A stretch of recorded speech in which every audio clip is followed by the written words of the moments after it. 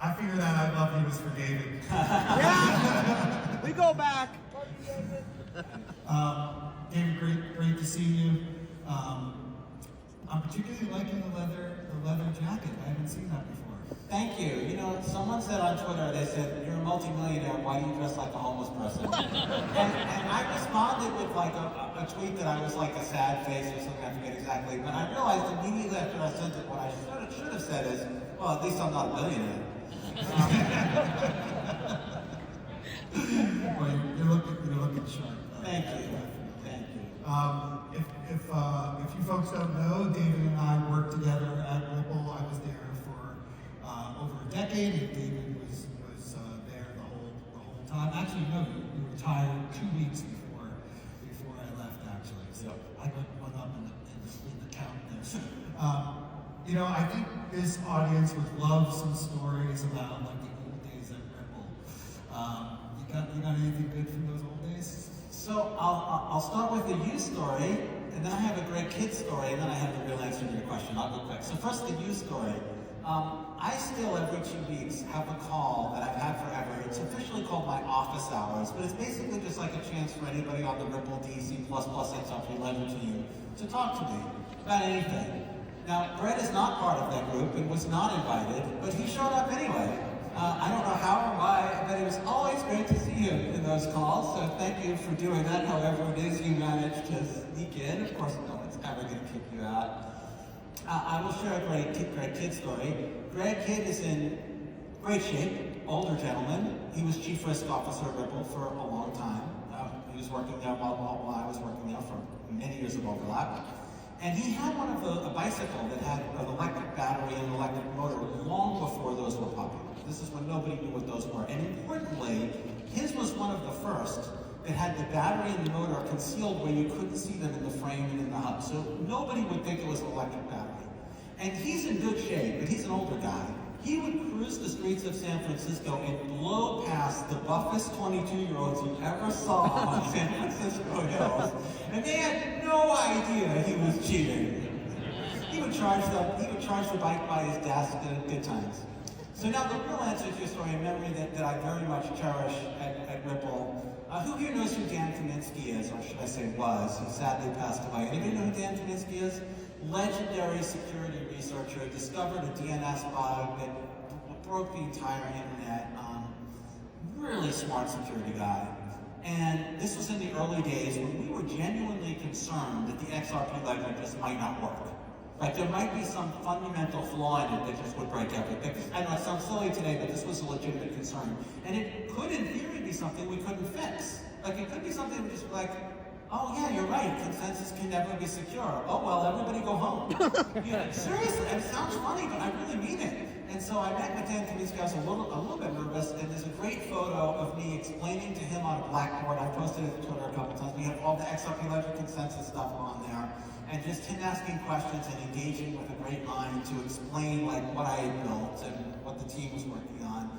And at the conclusion, he's like, well, I can't find anything obviously terrible. And he came back and he said that he spent, quote, dozens of hours looking over the design of the software, and he couldn't find any obvious severe problems.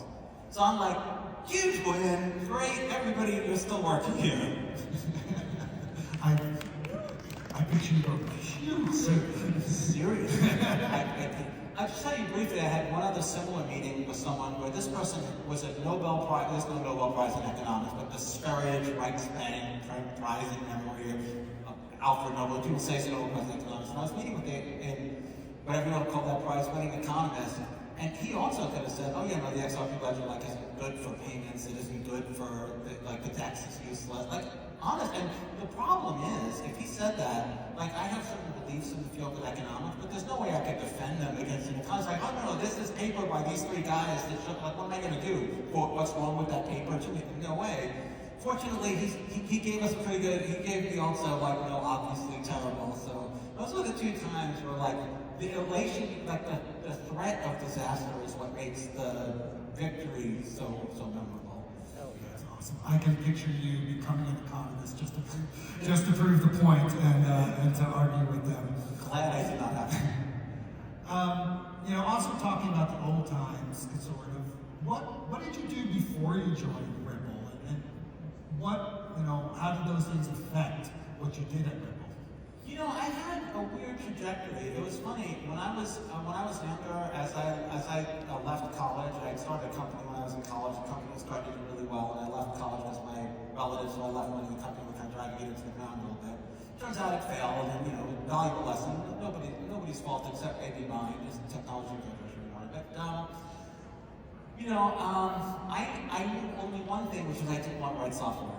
And the reason I know it's ironic, but the reason I didn't want to write software is because it just sort of felt boring to sit at a computer and push buttons. Like, I wanted to build big systems. I wanted to build complex systems, distributed systems, global scale systems that solved important problems. And I got a job. I was at a company called IGC in South Florida. We're the first company to bring ISDN. I don't know if any of you guys are old enough to know what that is, but it's the first internet access over an actual digital circuit to the person's home. We brought ISDN to South Florida. And the company was doing well. We had these crazy plans back in the early days, things that would have been amazing, and the company just wasn't able to sustain it. But what it taught me was that as I was writing, we had some software that we needed, and I wrote this. I way over-designed it, like for what we needed. But I built it using similar concepts to the XRP Ledger. Like, it has a hardware design, it's multi-threaded, it has a priority-based task dispatcher, stuff that you absolutely don't need. When it fails, it can tell you exactly what component failed and why, and what you need to do to fix it. And then I realized I could build complex systems with global scale by pushing buttons at a desk. And that's kind of what the XRP Ledger is. It's like a complex global scale system, similar to like the internet, although obviously not as big a scope, but it's software based. So I kind of got to do what I wanted to do while doing the one thing I thought I didn't want to do. Well, blockchain's perfect for you, because in blockchain we take those things from infrastructure, like load balancing and firewalls, we kind of put that into the software protocol. So you actually did get to build that entire network, but in software. Exactly, and it's kind of cool now that I'm running a hub. I'm getting a little bit of the fun of at least running a little part of that global network.